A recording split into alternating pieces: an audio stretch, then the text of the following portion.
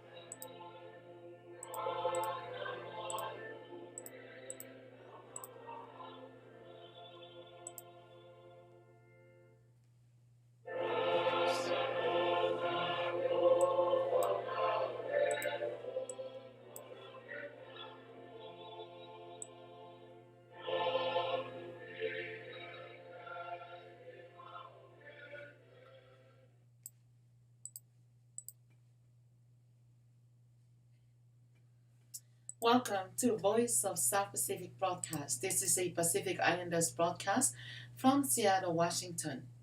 Today is the first day of December, December 1st, 2021. Thank you, everyone.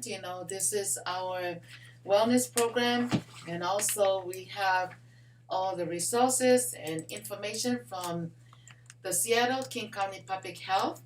And we're so glad that we also have them to take that time to share with all the Pacific Islanders, that are listening and tuning in to all the relevant information. Especially, we're going to cover, the new virus is talking about that's going on the news right now, and we will have them, speak about it. It's called Omicron variant.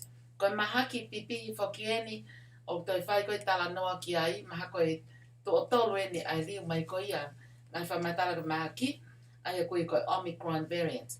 Au tau kau whatain mo Silica Lepo. Silica Lepo is the project monitor with the Public Health Seattle King County community. And also we have Christina Predixi, always with us on 2021, helping the Pacific Islanders to get all the relevant information and the fact, and also sharing a lot of the vaccines information to encourage and motivate others to please take your vaccination for the safety of all. Protect yourself and protect others in the community. Also, we have a special guest that will come up in a part 2. It's a pharmacist that will talk about the medicine, and it's also known throughout the Tongan community nationwide. Siu Ea Kupu. He has been doing the pharmacist and also learning about all the medicines, and also a lot of his experience that is blessing to our Tongan community. Ko ia ko whamalo atu heni, ko lau e tau kau whataha e honi. Pea ki mo ki tau hoko atu, ko kole tai pe ki ho whanga te ngai tala whatap ko tau pe whaatu ko atu ko me polo kalamani. Ka tā me whine motu ani, ko Silivia Fatima Taima Aho, ke lava whahoko ate tau polo kalama, me ngai tala noa mahu inga, o whekau aki pa moe mahaki fo o koeni ko Omicron variant. Pe kai ke ngā tai, toi ai whaki moa ngahi vahe o whekau aki moa ngahi polkalama tokoni ai King County. Pe aku ata pe ke o mai ha mo whehui. Koe au ngai e tau polkalama, ke tau ilo koe hae ngahi mea o ku hoko atu ki ai taimini. Pe a koe konga hono wa te tau kau whatahai pe a mo Siu Ea Kupu, ka kone osi i heni whaka mo ki tau tolu. Pe a tene lawa pe ke ne whakaukau mo ilo koe hae ngahi mea I whanongo ke ngai pōta tāla koe ni o whai, ke tau hoko atu ki ai, I ene ngai whamatala mo ene tau kei, mo e tuu ki mua, koe taha ia ka matikitika I he whahai koe ia ai kainga tonga, koe toko nii, pia mono whale I ho tau kakai, o whekau aki, pia moeanga e whai tō. Before we continue on, I'll just take this one moment here just to welcome everybody that are in. Koe whainga Mou'i Lelei e ni ke lawa ka pau kia ha mo whehui, ko wha māloa tēni kia awha whaiva. Sone tau muehunga mālo o pito e kau mai, pe whoki kia Ana Leona, mālo o pito e kau mai ki tau proklama I he ahoni. Pea ko kore at ke mo ka tawha mole mole, ka mo shea te tau proklama, e maho inga o pito ai ngahi ka veinga pa mo e ngahi whahino koe ni amanaki ki tawa a kiai. Ka te kore ngeni ke akma tau ki fo I hiva Christmas koe ni tawa mai. This is the Christmas session to welcome everybody just for only 20 seconds. Koe hiva ni, this is from the police band of Tonga. Thank you.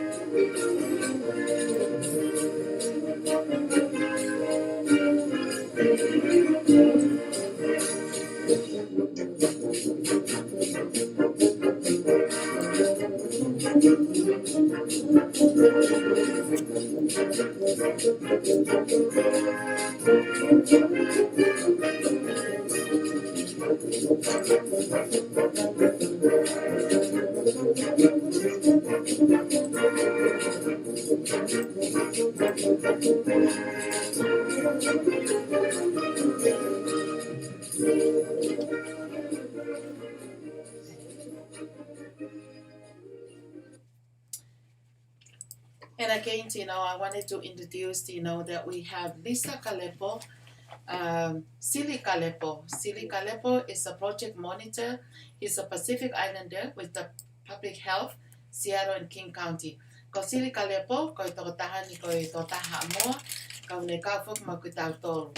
And what he's doing is also working with the Seattle King County, and that's where we are right now, and we're doing the broadcast from. And he works with the recovery team, working with the BIPOC communities on educating, equipping community navigators to empower community members to take control of their own health and all things COVID. Thank you so much, Silly, for all the great work that you've done. Last but not least, we wanted to acknowledge, all the work that we have the full support from Christina Predict. Christina Predict has a master's in public health and epidemiology, and is a public health information officer. Pea ko yan o toko nila kia ki tautolo me Sierra and King County, ke tautokanga ke ngai whahino ke COVID tahiva. Pea ko yan o kai ene toko ni ko ia ke taupolo kalama. Thank you so much, Christina Predict.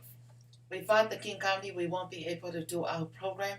Thank you for all the support, and also helping, the Pacific Islanders to get the information to help us all. Talofa Sili Kalepo. And hello, Christina Predict. Mou'i Lelei. Siu ea kupo. Ko fia e tau kawhataha, pia ko sio kawihen pa mo also sina aloi tafuna tu iwai peka. Ko e taha that's one of our community leaders, for the Tongan senior. Ko ia te tau kamata leva. I hope you can hear me well. My first question, what is the Omicron variant? What is the Omicron variant? Thank you. Hi, Sylvia. Thank you so much for having us. We really appreciate being here and everything that you do in the community. So thank you so much. And I think what is the Omicron variant is on a lot of people's minds, just because it was discovered late last week and it has been in the news and a lot. And quite simply, all viruses change over time. This is something that we see. Viruses are a live thing, and they evolve to be stronger or to have different advantages. And what we're seeing is a new variant because the COVID-19 virus has changed. The last big variant we saw that affected a lot of people was the Delta, and now it's the Omicron variant. So it's a new name of a new variant, and as of November 29th, it had been detected in 23 countries. Thank you so much. Before I continue on, I would like to ask Siuea. My next question is the Omicron variant in the U.S. And then I will ask Siuea, he maybe have something to share. I'm going to start more or less speaking Tongan so that our Tongan community understand the whole concept, because some of the older people, they still keep the old traditional ways. So therefore, I will translate all the things which I think is important in Tongan. Koe tari whehui koe ni. Whehui koe na sina pe ko I Amerikani ai variant fo'ou. Aia o kuhui ko Omicron. Pe kuhui ko variant O. Ko variant O ko ingoa whakakarisi. He kai teu kilawe no ngā ke mahino ko tau matakai. Ai anga ko hingoa. Na nau kamata mai he kau saini sia hingoa. me feitu ko na mawai ai COVID taiwa. Ana na pe ko China COVID, ko UK a variant, ko South Africa, Brazil variant.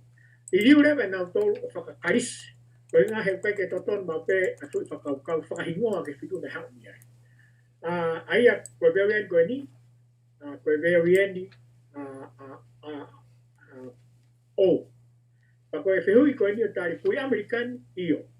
Ko whamatala whakao se o ngongo, ko osi nauhanga sequence a toka kaha na tau mai me California i aho ua November. Ai ko e aho November ko pe ko wike ko osi na e tau mai toka kaha me California na nauhanga rewa sequence ka na e puke i mild cases. Ai ko hinga e mild cases na e kamaka ke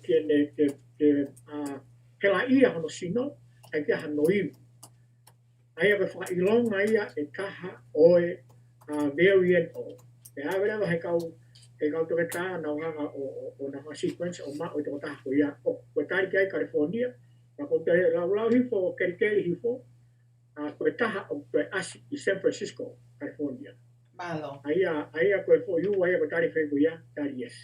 Malo pita siu ea. Te utuano pe whai na whamatala ka ko tui pe te ke toi tānaki pe e ko ngā koe konga hono wā pe ko koia ko ngā ke whakahoko mai whakatonga ki he tau kainga. Okay, thank you. Sorry, Christina, he was answering, that question and explaining it to our Tongan community, how does it started and if it's already here in the country. And he answered, yes, it's already in California and they found 2 people that are already affected with that. So I'll go on to the next question, and then the next one will be Yusina. Are the vaccines effective against the variant? Koi huhu, koi tau ngawe aki o lavana to koni ke tau I ai mahaki koi a variant, anu pipi. Are the vaccine effective against the variant? Thank you. Yeah, so the truth is that we don't really know yet. As I believe Sue was saying, cases that have been found right now have been mild, and we don't know if symptoms will become more severe as we see more cases. We don't know how transmissible this new variant is, and one of the things we don't know is how the vaccine will react with these viruses and if the antibodies that people have built up will be effective against this variant. Evidence suggests that it will be, that there will be some effectiveness, but I think one of the most important things is right now in the US, Delta variant is the dominant strain that we're seeing in which people are being affected with. And we do know that the vaccines work very well against that, especially when people get boosters. So right now we don't have an answer to that, but it is being studied very closely, and hopefully more information will come out soon. Thank you. Ko tui pe mo me amai pe ki he whamatala koe ni. Koe ni o kei whai pe ngā ue ki ai ka ko tui pe te lava ke mo I loi ai ngai whamatala koe ni. Te au aunga whoki ke tuku atu ki o tau kakai kai o maafo ke kautaki community ko tope. So Sina, I'll leave this next question to you. Thank you, Fatima. Hi, everybody. Christina, Clepo, Silvia. I have a couple questions for you, Christina. How is Public Health Seattle and King County track Omicron variant? My next question is, how worried those individuals that have not been vaccinated about this new variant, Omicron? Thank you. Yeah, thank you, Sina. Those are great questions. So starting with how public health is tracking Omicron, this comes from the Washington Department of Health, and regular practice is to take about 10% of positive tests and run genetic sequencing to know if they are, what variant they are, or to catch things such as the Omicron, which is new variants. So they are testing samples, and if an Omicron variant positive test shows up, they will notify Public Health Seattle King County, And then things will be put into place to detect the Omicron variant more quickly, using extra labs and finding out if there's been spread. So on a normal sample, it takes about 3 weeks to sequence it. So there's always a bit of a delay knowing what variants are present in King County. But tests are being sequenced to check for the variant so they can find it as soon as possible. And then you asked about vaccinated versus unvaccinated people. I'm going to go to kingcounty.gov/COVID. And on that page are data dashboards. And I'm going to get you the exact up-to-date numbers because what we know is, again, we're working largely with the Delta variant right now. But what we know is that the rates among the unvaccinated versus the vaccinated are significantly higher. So right now I'm going to the data dashboard at kingcounty.gov/COVID. And what it reads is that for cases of COVID-19, if you are unvaccinated, you're 7 times more likely to test positive for COVID-19 than if you are vaccinated. And within this are nuances such as how severe the symptoms are and how quickly a person recovers. But to test positive for COVID, you're 7 times more likely to test positive if you are unvaccinated than if you are vaccinated. For hospitalizations, unvaccinated people are 36 times more likely to be hospitalized. Wow. And for deaths, people who are unvaccinated are 28 times more likely to die from a case of COVID. So it's reasonable to assume that these same trends will work with the Omicron variant as well, and that we'll see the same thing where cases, hospitalizations, and death are significantly higher in people who are unvaccinated. And that just shows the vaccine provides very strong, very good protection against COVID-19. Thank you, Christina. That's really answering my question. Thank you. I just also have another person here that was just sending a little message. I think you already have the question. Is Omicron as a serious health risk as other variants, or is it more or less contagious? Hange ko ia koe whehui, pe koe maha ki pipihi koe ni o ku whatu tāmaki hange koe ngai maha ki koe ni na e hau koe ki mua hange koe COVID-19 pe mo Delta variant. Is Omicron as serious a health risk as other variants, or is it more or less contagious? Thank you, Christina. So from what little evidence we have about Omicron, the World Health Organization is classifying it as highly transmissible. So this means it can spread from person to person, and we've already seen it in so many countries. But in terms of severity, that is not yet known, or how quickly it passes, or the incubation period. So these are things that we'll learn as there's opportunity to observe the Omicron variant more. But right now it's a lot of speculation, and I know that 24-hour news tends to really want to know all of the answers very quickly, and there's a lot of information floating around. But it's really just right now where there's a lot of scientists who are observing it, and more information will come out. And we know it protects against COVID. So we know that wearing well-fitted masks protects against COVID.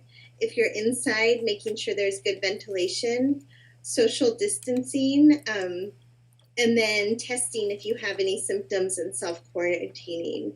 So these things will likely work against Omicron as well. They will work. We know they're very effective against COVID-19. So until we have information, continuing to following those safe health practices is the best thing to do. Okay, thank you. Sina? Yeah. Okay. I know you have a time limited, but you can go ahead and ask the next question. Okay, thank you. Christina, there are many people who maybe don't have health insurance. and this is especially scary right now. Can you talk about open enrollment?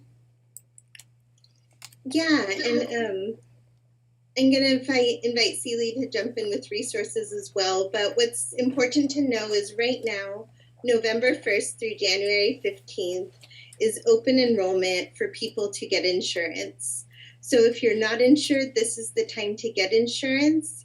And if you are not happy with your insurance, this is the time to change your insurance. And there's some new categories or some new types of insurance that are available right now for people. There's, because of COVID-19, the American Rescue Plan was passed on a federal level, and that means that a lot of people qualify to get insurance for less than $100 a month.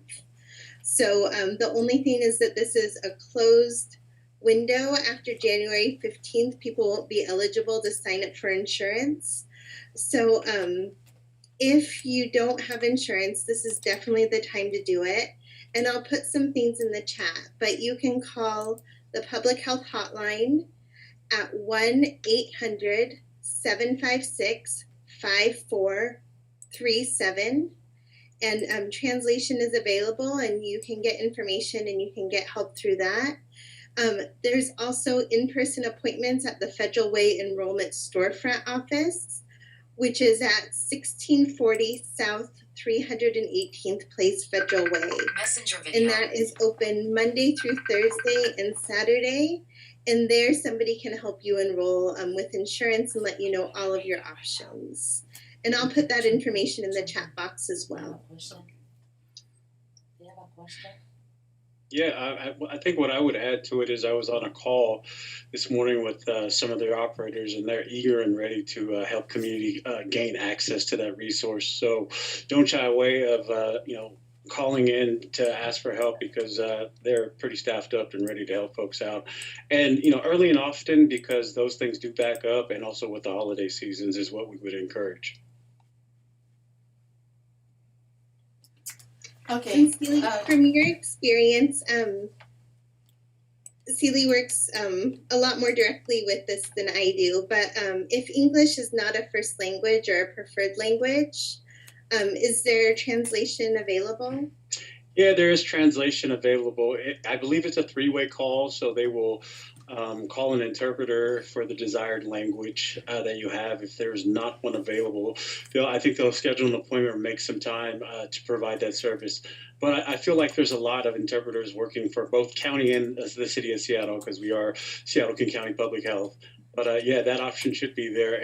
As I mentioned, I was on a call with them earlier today, and they are just here and ready to help community gain access to that resource. Thank you. Okay. Yeah.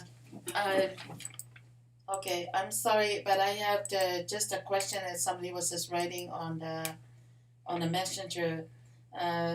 Please, can you let me know what are we gonna do? Are we required to take another vaccine on this one, on this new variant? So what's recommended right now is that everybody who is eligible for a booster, which is everybody over 18 years old, receive that booster. So it is recommended that everybody takes a third shot of the COVID-19 vaccine. And even before the Omicron variant, these boosters, as we see the natural cycle of how the virus works and how the vaccines provide protection, we know that wanes over time, which is completely normal for vaccines.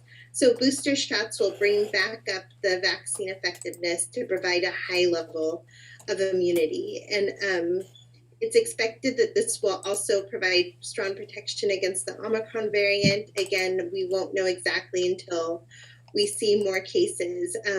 But the booster shot is a third shot is recommended for everybody who's over 18 and had your first vaccine 6 months ago or more, or if you had a Johnson & Johnson vaccine more than 2 months. Right now, there's not, in terms of a new vaccine that is not the COVID-19 vaccine, that is not anything that's seen as imminent at this point. Okay. Thank you so much, and since we have the pharmacist in here, he may even know a question that may be very much needed, and being curious about our Pacific Islanders community. Uh, Siu Ea, Kupu, Okia, how Fehu Eo Whanau ke ngai whamatala kwen kutuku atu, ke Yeah, oane Peruinawa. I just want to stress the importance of insurance, just as Christina and Kalepo mentioned.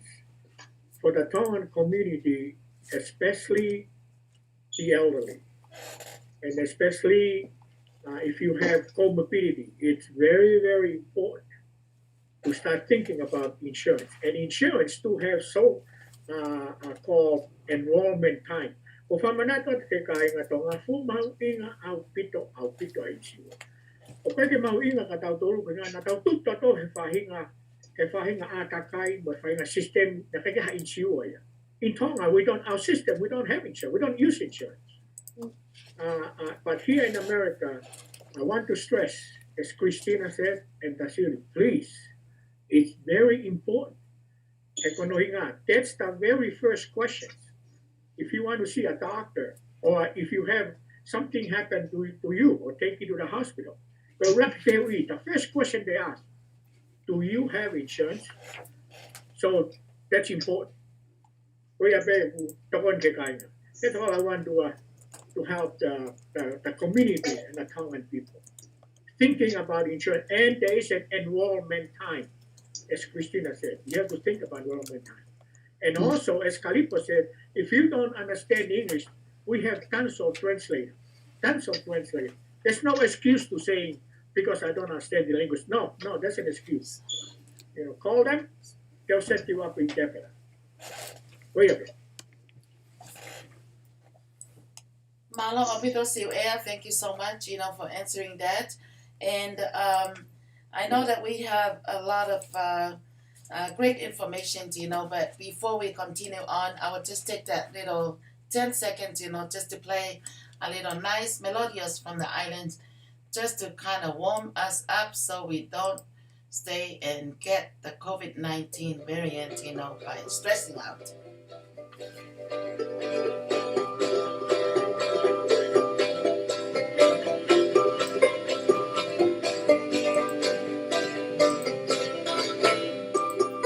Those are Christmas melody that's coming from the band, local band, playing guitar and ukulele. It's a Christmas melodies.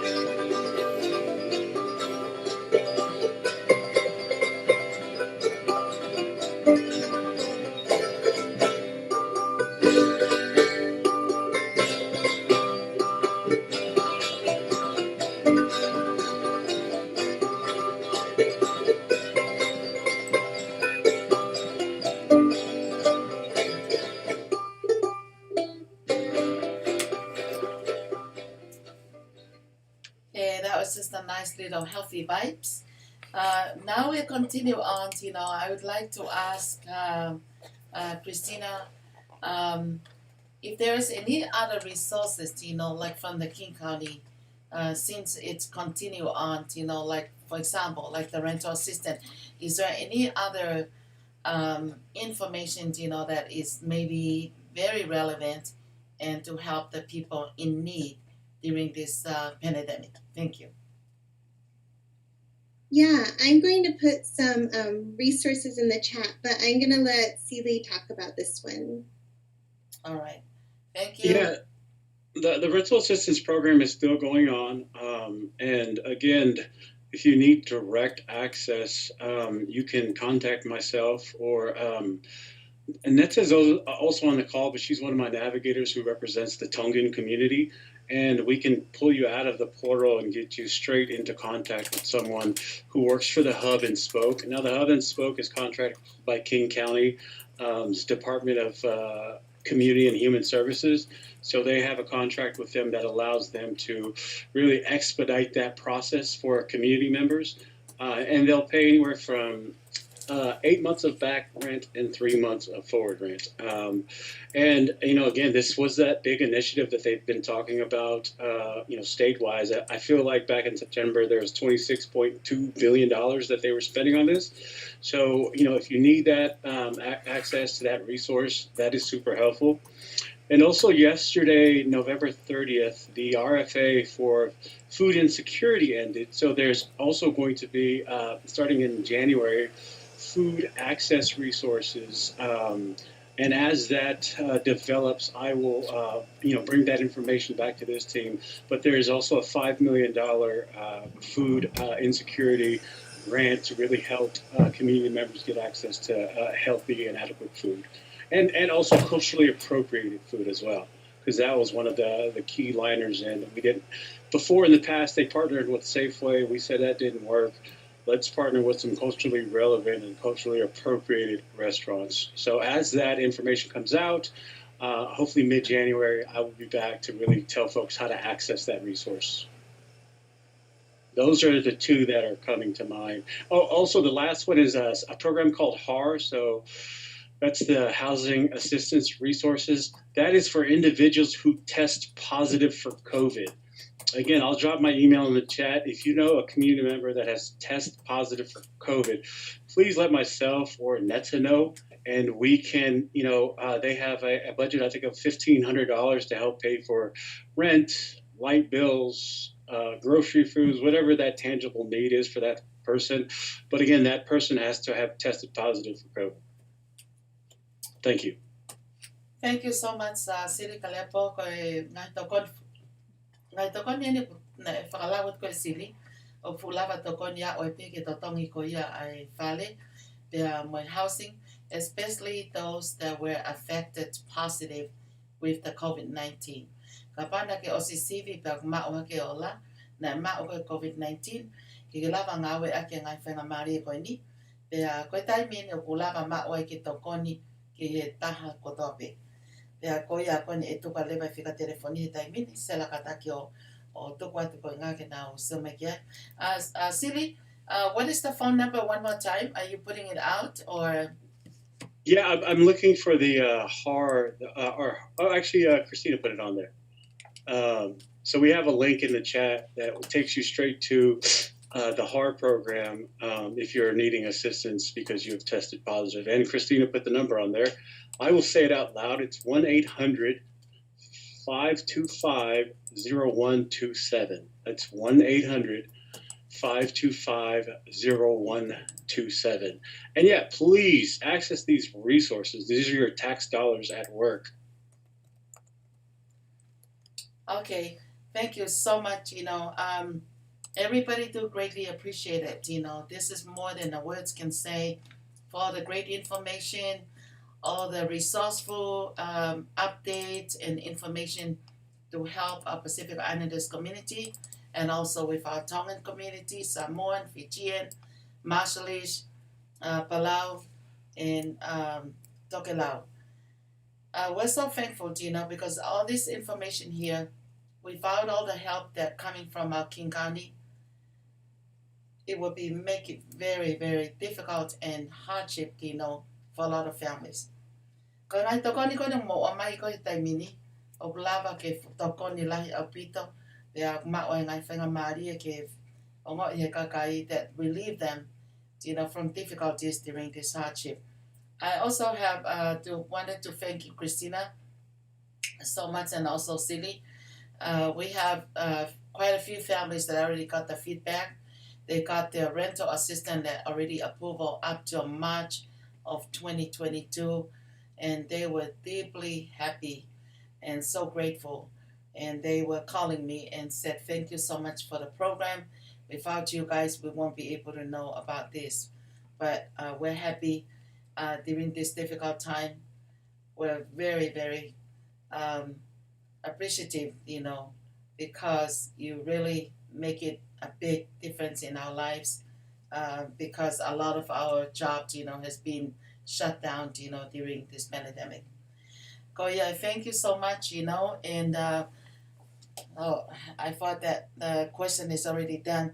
I was just saying, okay, the other question, it was like from Kalatiola, asking, please, koi hanai ai mea e whai I hokot koia he taimini, ko mahino halau hatutu unikai. Yeah, I think you came in a little bit late, but they already talked about it. She was just asking what are we gonna do at this time, while we're talking about the Omicron variant. Are we still waiting, for another guidelines, from the scientists study, or we have to go through another process of another medicine to take? They were asked that in question, so I was just hoping that I translated. Malo apito kavenga filiai mo kalatiola kamai. Christina, did you get that question? Yeah, and I think They came in a little bit late, I think. Yeah. Yes, that's no problem at all.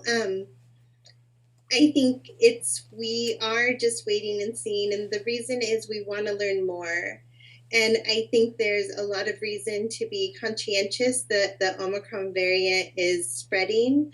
It's good to be aware that variants will continue the longer the virus is with us and the more it spreads person to person.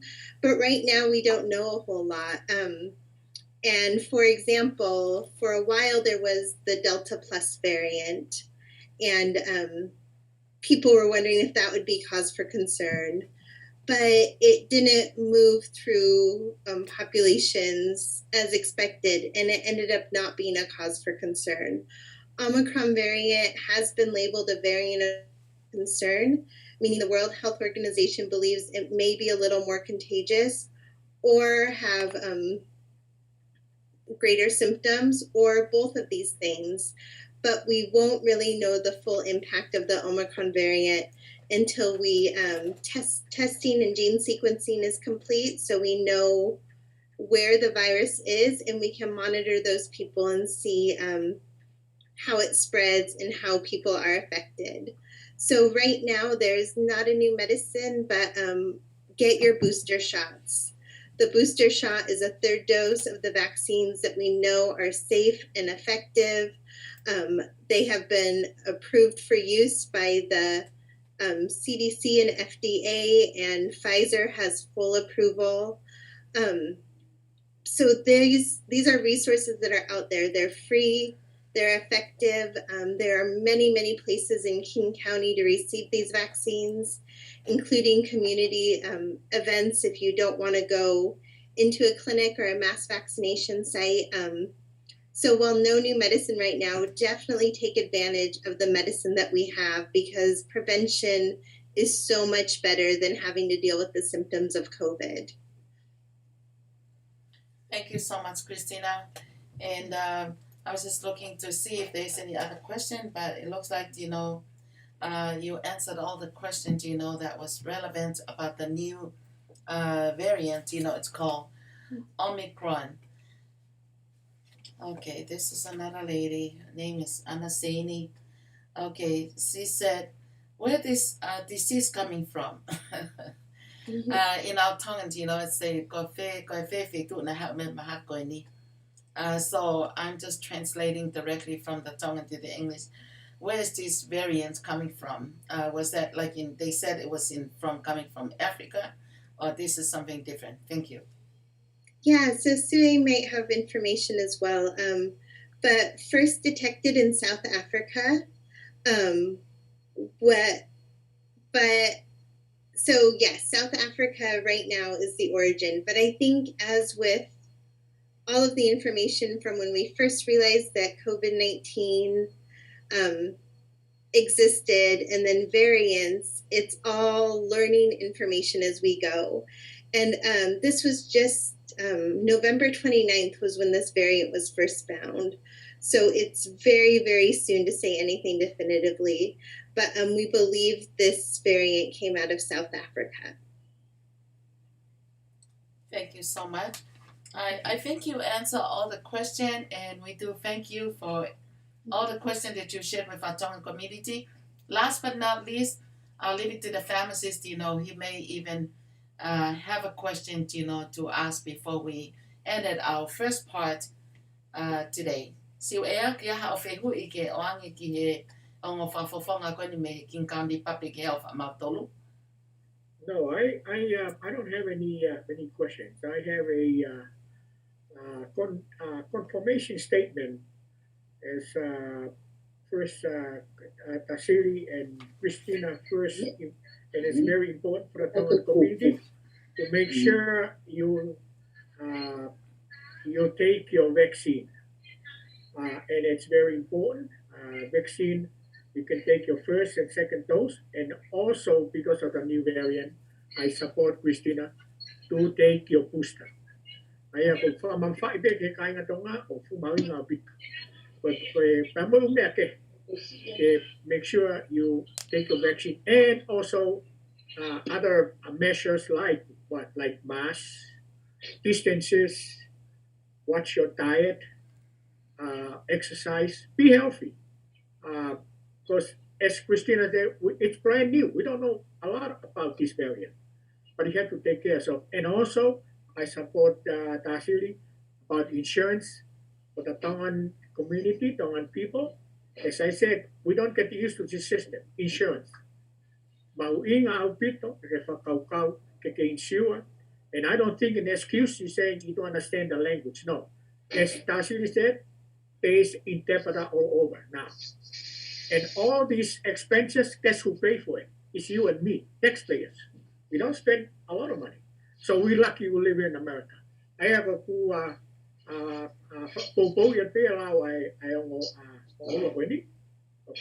and I also thank you for you guys, and I think information you leave for the Tongan people tonight, for me, it's very, very important for those Tongan people, especially in this community. Thank you very much for your help. That's all. Thank you. Okay. Thank you so much, Thank you so much, Christina. And again, thank you very much, for the relevant information, also sharing all the great information to help keep everybody safe in our Pacific Islanders community, including the Tongan. Thank you so much, Silly, for all the resources, from the Seattle King County Public Health. And we look forward, to have you again, and we'll play the last. Well, I threw some in the chat. So it's the CARES Funding Found website about the HEAL program, the healthy eating and active living. So they're the ones who have that $5 million food security. So they announced the awardees of who's going to get the program. So if folks are interested, just kind of knowing who some of those organizations are, I put it in the chat box. But I think it's real important. And again, like Sua said, it's our taxpayer dollars at work. Let's go use them. Thank you. And yeah, thanks for having us on the show. We really appreciate this and this platform that you guys are creating for our Pacific Islander community. So I do appreciate Voices of the South Pacific broadcast. Thank you so much. Any other question, Christina? I think just one last thing to remind people about is vaccine verification.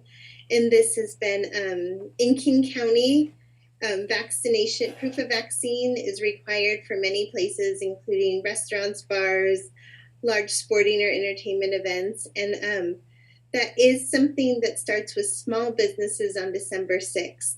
So if you own a small business or you work with a small business, know that these smaller businesses, just realizing that a lot of effort goes into this, have been given more time to put vaccine verification into place. And December 6th, vaccine verification will be required for all businesses. So if there's any small business owners out there that need resource, you can go to kcvaxverify.com. And there's a lot of people to help prepare, but yeah, just wanted to give people a heads up that that's coming. And yeah, just be really kind to these small businesses as they ask for vaccine verification. They are doing what's been shown to be really safe and effective at help slowing the spread of COVID-19. So we appreciate their partnership, and we're so glad that we can have safe places to go knowing that people are vaccinated. Okay, thank you so much.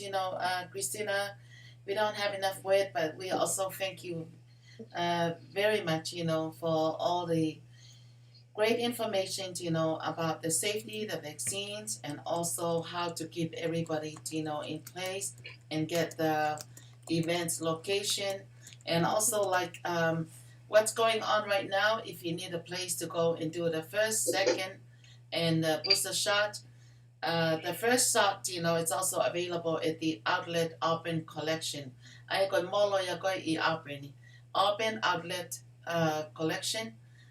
You got a $25, gift card for the first shot, and also the one in Kent, and also the Eastgate. There's $25 over there for the people that doing the first shot. Goya Opumau, we're kind of planning for also December 12th, next Sunday, to do another vaccine, drive at the Thai High School. But we're working on it, to make sure that it will be available, and we'll also announce it. But in the meantime, thank you again. Thank you, Christina, and also Siwi Kalepo from the Seattle King County Public Health. Thank you for all your work. It's really appreciated. Yes. Thank you. And we have this, the Tongan melodious music, that's from a band in the islands that playing all the Christmas carol. So before we continue on with pharmacist Siu Ea Kupu. Koia mo te pea mai pege mo hao whanau ki he whale I whaito o koia pa mo ngahi toko ni koia ke Mou'i Lelei e o atuia e Siu Ea Kupu. Malo.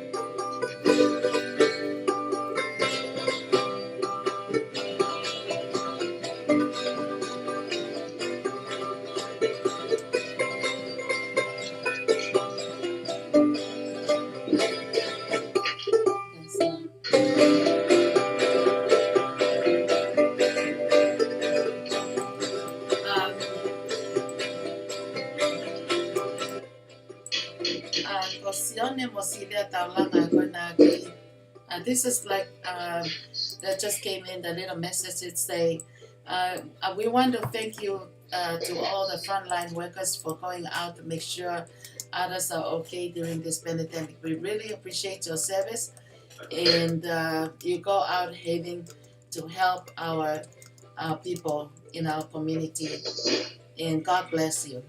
That was from Celia in Sione Taulanga. Thank you so much. Yeah. It's just like a word of thanks.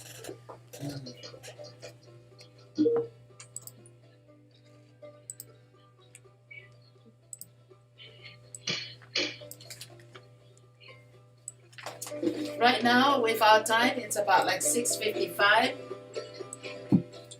And I'm going to ask Siu Ea Kupu, Mou'i Lelei, Siu Ea, Mauwha Malo atu ho. Kei tuku taimi kai lava ke hanga whainasi ai kakaitonga. Ko ngā ke whai maha ngai whamatala ko aunga kange koe taimi koe ni o tau te whanonga toi I he whaito o koe ni o ku pe koe mahaki koe ni o toi tuku mai ko te ko makano tolo. Si o ea whainga pe mo ha o ngai whamatala mo ianga me a koe ke ilo e lava o tokoni ke mahino e tau kakai. Pe koe me anai koe ni ai toi mahakipipi koe no lava tukuange mai. Koe hanai ano whai kehe pe mo e o mongo mahaki koe e ua koe COVID-19 papa mo Delta variant. Pe koe me atatau koe ni pe e kutoi whatu tāmaki, pe e kutoi whē mau nai ke hoko atu hahuhu. Koe haha o ngai wharei mo tokoni e taim whangata koe ni. Maha o tau kakai. Malo. Malo bito Silvia, ka te uhufanga ngai whakatapu kono kotoa pe ko whai atu he programa koe ni. Tā ka te au ke hoko te programa he pōra. Koe whehui koe ni pa o tonga whetakai he taimini pe moe variant for aia koe O variant pe koe Omicron variant. Ai whakahingoa he kau sainisi pana ko silawe ki mua ai ngahingoa na ohinga ai whakatupe ngahingoa koe hapi me ngai otua i karis na whahingoa lewa ai e kasko ni koe o. Pakaitari whehui ko halewa ai mea e whai koe hae tuunga wiai ai kasko o koe ni. Koe sire kau sainisi he mea tō ua ki o whewhe a ene transmission. Ai kono inga ane pipihi. I he taimini e nau whatotoro o fu pipihi ange ai whahinga veuen koe ni I hatoe whahinga veuen ange me mua atu. Hange koe alpha, ai a koe ura kawi a koe kina nau whahinga koe alpha. Mo e delta, ai o talotonga whetakai mo delta. Koe kas koe ni o kutoe liunga lahi au pito ia. He tue uwha matawa whatotoro ki ai. Koe mutation koe o mau he kas koe ni o me tau no ai I he koe spike protein. He kake pe lapa ai ki ai. Ono uhinga ke mahito ka tau tolu ka inga tonga koe whahinga mahaki koe ni I he whatotoro o kufu pipi au pito. Pai ene peherewa o kua ton ke whaha tokanga ki ai. Ai kumuhinga ai wanga koe he tapi WHO o nau fotu koe variant of concern. Koe rewa kakai ni nau lawe ki ai ke ua e hoko koe variant of panic. Ai kunga o tau wifia o tau koha. Ai ene peherewa I ai rewa e u liliu o whai kunga o tau wifia I whamata. Ka koe meo sewa kau sainisi. I he taimin, I he whatotoro, e liliu whaka o nau ilo o whahinga veuen koe ni o ku wawe au pito a ene totoro. Ai a koe taimini o whatata taimisi pen o Asi Amerikan. Pana o silawe ki ai ahon a ura ki e. Nai confirmi koe wholau nai tau mai me California koe hau me South Africa.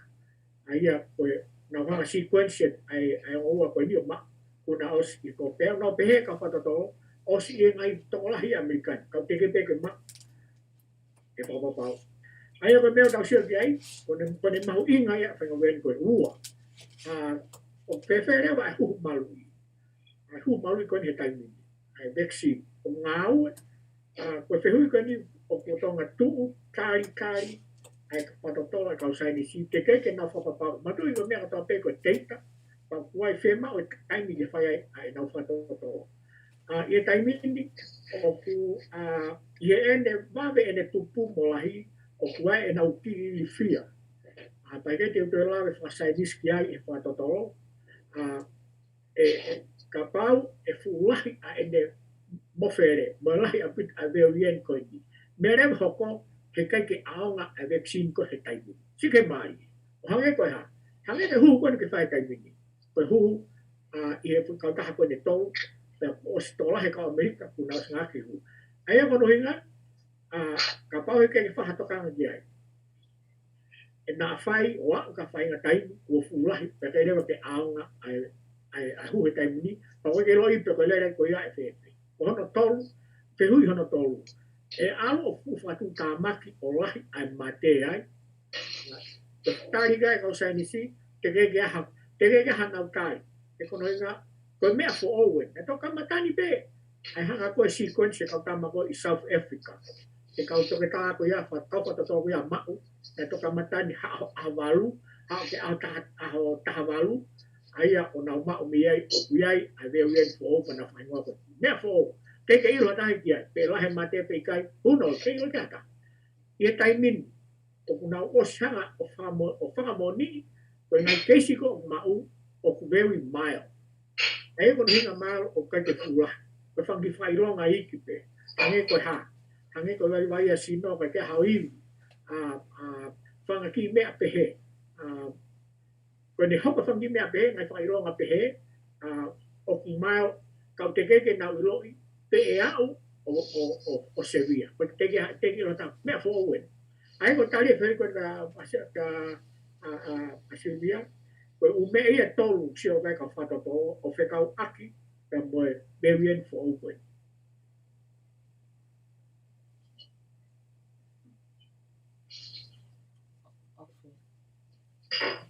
Yo, malo pe to si e ai whamatala au ngā koe ni ko ke hanga o tuku mai. Ko hana o si o ki he ngahi whaito o koe ni. O hange ngoi a ko pehe koe ni o wha pe ka whamare more pe ka pau tono no pu ake te hingoa. Koe koe ke ilo poke langona pe koe lakona. A te mara. Aia maha ko tuko tō tātonga koe ni e koe ngahe tohi whatonga mai peo ne pehe.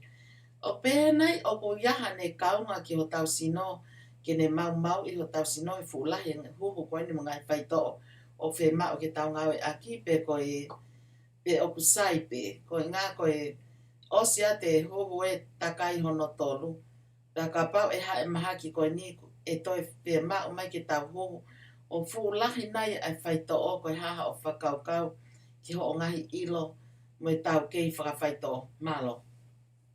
Ko e tari ke whai ko ni ko e tari ai whatotoro ki ai.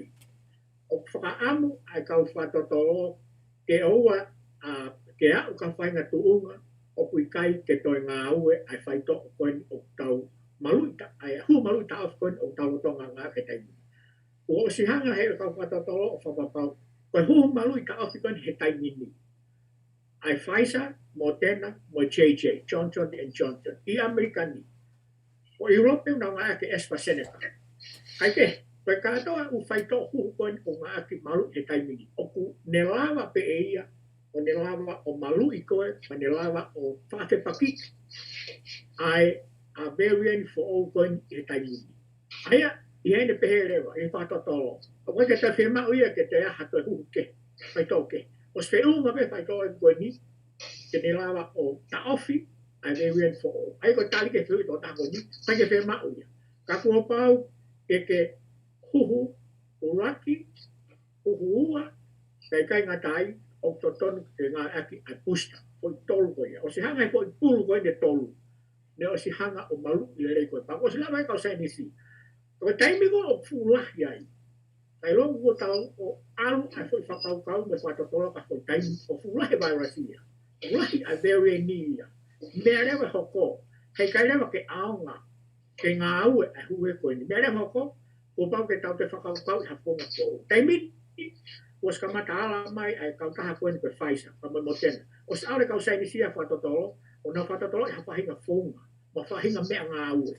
You know, o whatatau kai lunga kua hu mai, a tas po koe ni, ko mea rewa hoko ko pau ke whai mafuri, ke whai ano ai aki, ai whahinga whai to'o, malu i pe, o kai ke te anga ka mea ke, no fo peia, i e geo yen fo o. Ka koe hano pau parema, ke siu e kau saini si e hoka, ka pau e pehe, ka whaamu ke ua au kia.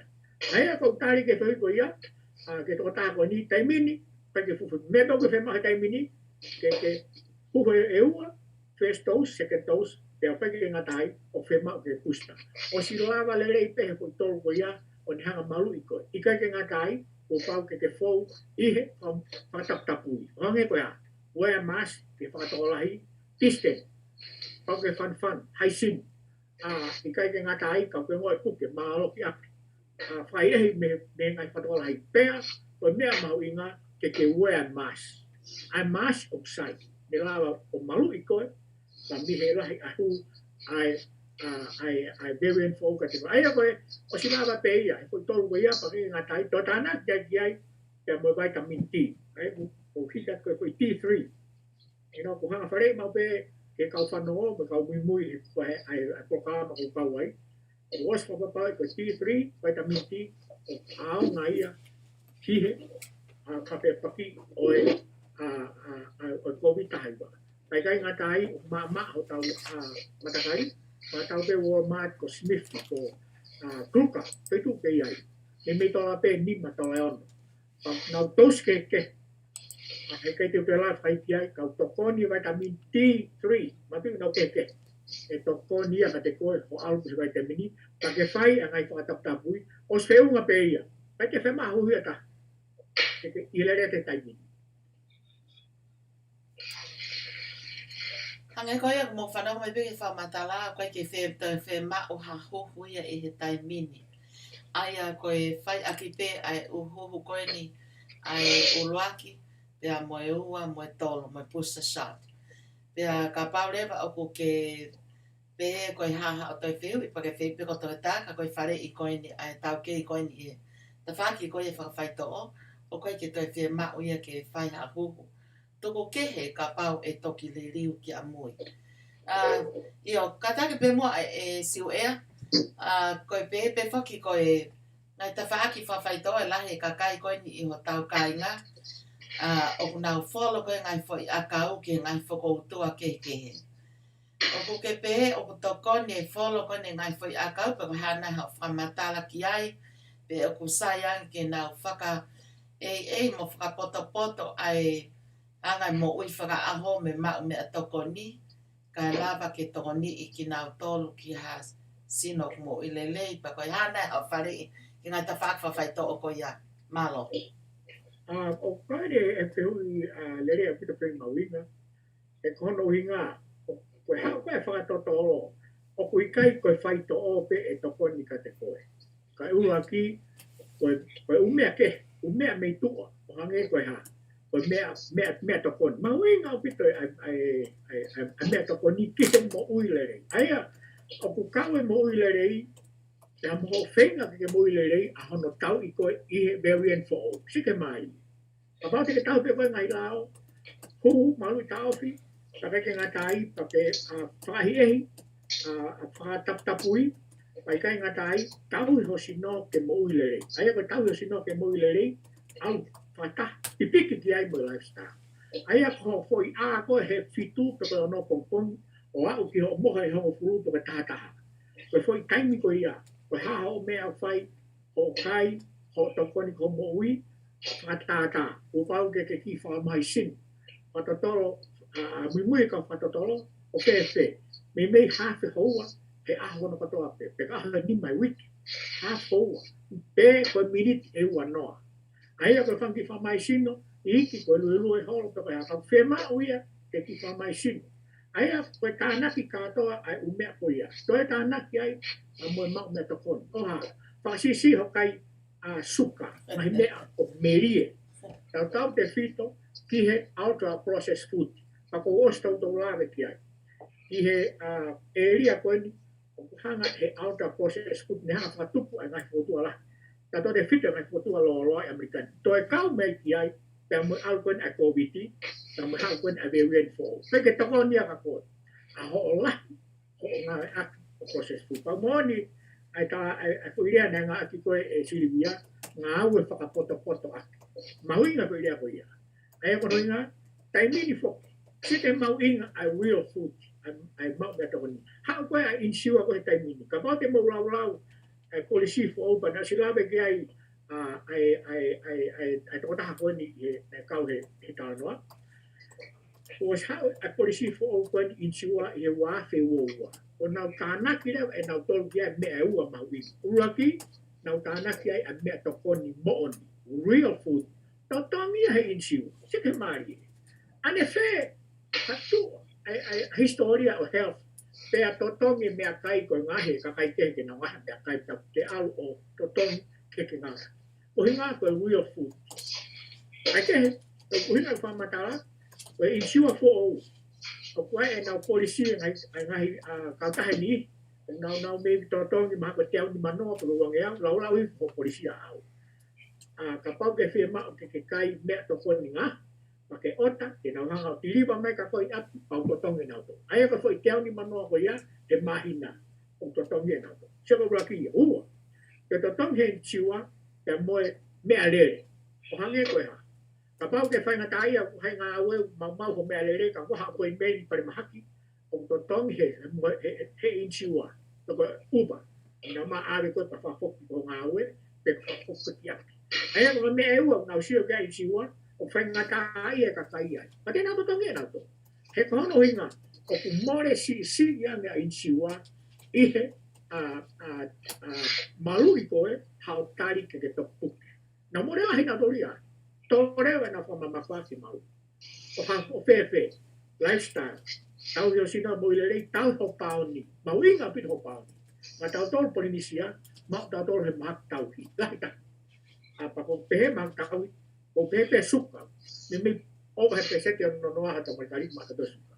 Ai kono inga, tau hi o suka, pea mo Mou'i Lelei hila. Aia koe ua a whare ia, lava Lelei pehe u mea koe ia. Mea to kon, lifestyle, a au, pake ai ke Mou'i fia, pake ai ke whiunga e mohe. Mau inga pita, pa nau ostau tau lawe ki ai. Mau inga, kata whangi mea iko ia, ne lava peta hu Lelei koe. Whawhaupa a pita o hake ko ia na e whamatala mai. Mau inga e tau whasisi e mao mea toko ni koe me ngai kapa. Ange koe kapa pulu, kapa ika. Koe katoa ngai mea kai ko ia o kuia koe processed food. Ngai mea kai na ngahi pa whona e maasima mo he hafua. Pea koe lava koe ke Mou'i Lelei ho tau sino, koe lava e pia ke tau e ngai mahaki koe ni. O ku hoko mai. Pea mo whe mao ke tau mohe. Ko ia i te whenga moa ke mohe le mālolo lele. Whe nei hange ko e ngai whai a kau ko ia o mai ko ia ki he toto maolunga. Ka pau o mai ngai whai a kau ko ke te wholo ko ke toto maolunga ke control. Iwei atu i Oku, ia te whamataha. o iyo. Siausi o kia hea whehui. Iyo, siausi. Iyo, ko siausi ko loka e ni ko e. Iyo, kia hea whehui ke o mai ki e totaha matau ke ko e ni siwe e kupu.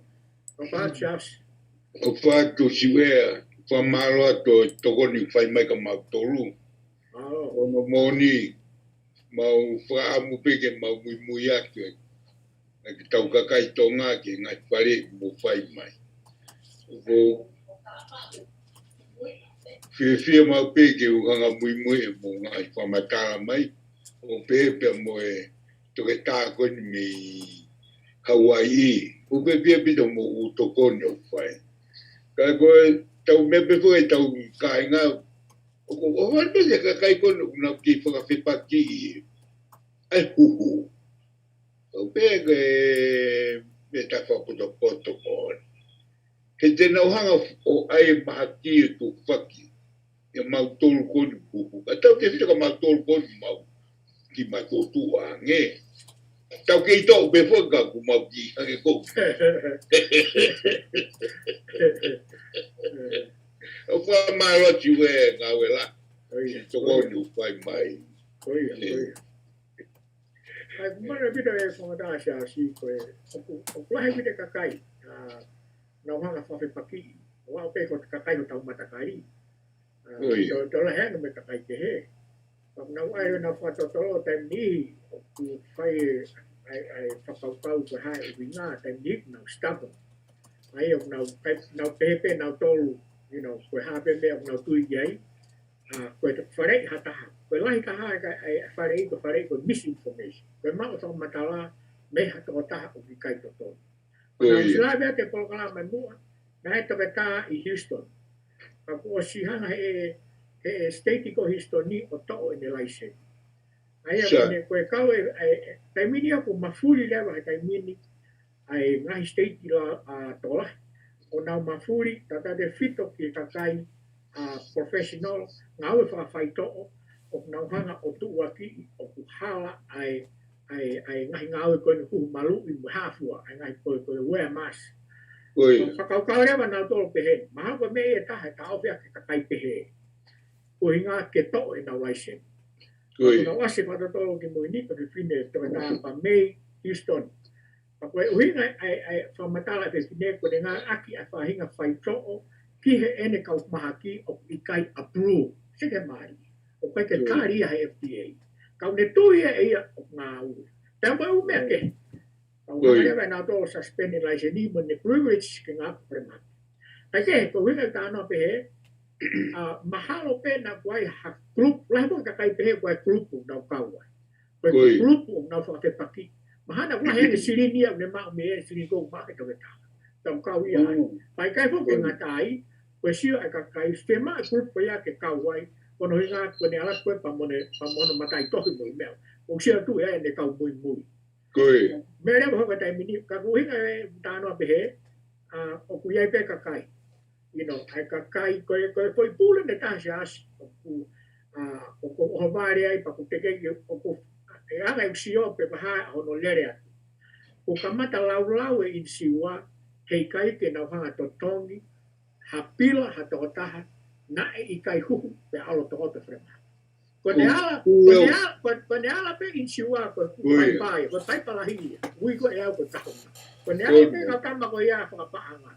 Os ka mata tare to la. Kono inga koe mono foi americano koe pila para maki mo me fa pai to. Mo tui mai mai. O kai ha ko kai ka slim sisi. Kai na o si lau ga in siwa. He kono inga mo de la siasi. O hanga he ka tai fuku, tai malu. O na hanga na tolu o puke, kai nga tai pa mo de silini pa mo me ke. So na te hanga na tolu o whaka mo fere at maki. O i kai rewa ke lava o Mou'i Lelei e ki mea whakawhaito o ai ka kai pe he te hapa e papare malaha. Koi. Po.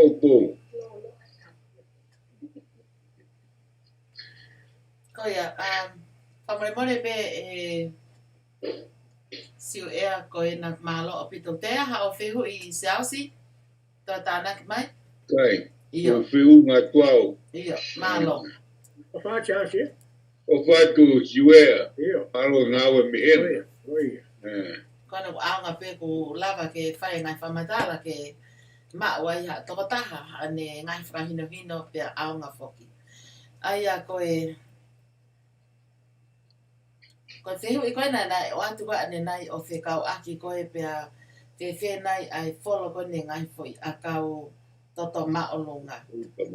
Oku lava ke